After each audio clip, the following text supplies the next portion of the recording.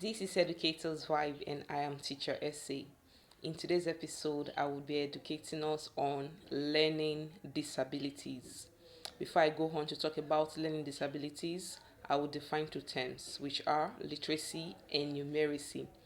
Literacy, simply put, is the ability of one to pronounce words, to be able to read fluently, and also to put this reading into writing.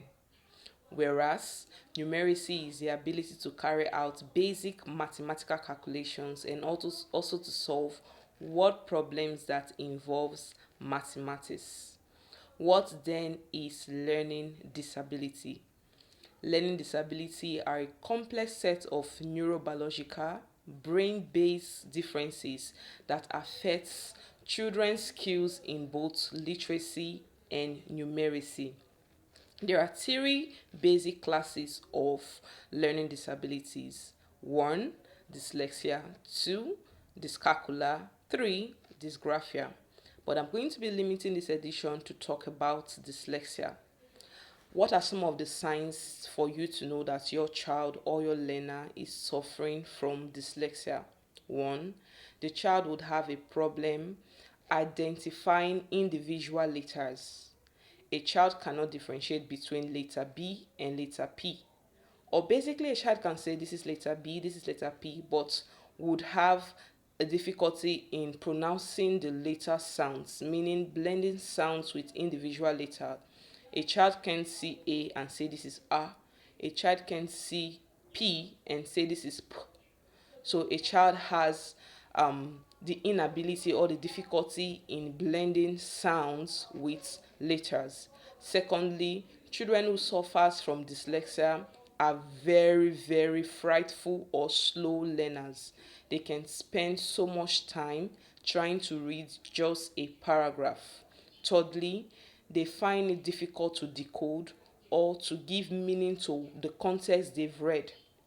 You can ask a child, okay, what do you understand from this sentence? And the child will find it really difficult or impossible to, you know, to explain what has been read.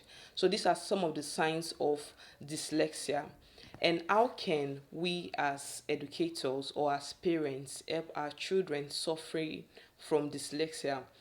I would recommend individualized education plan, meaning a structure where you bring the learning down to the child's level. As a parent, you should go the extra mile of getting your learner a home-based tutor, someone who understands slow learners, someone who can go down to the basis of education, someone who understands phonemic awareness. It's not all teachers who understand phonemic awareness. To teach a child to spell a word like bird, you just can't say BIRD. You need to first teach the child B stands for B, and I stands for E, and R stands for R, and D stands for do. So the teacher needs to have a cognition of phonemic awareness and be able to bring the child down to this basis. First of all, teaching the child individual letter sounds and then blending of letter sounds like TH sounding D. And that should be diagraph. The teacher should be able to come down to the basics. That's just all what I'm saying. And then learning should be taken in bits and not in chunk.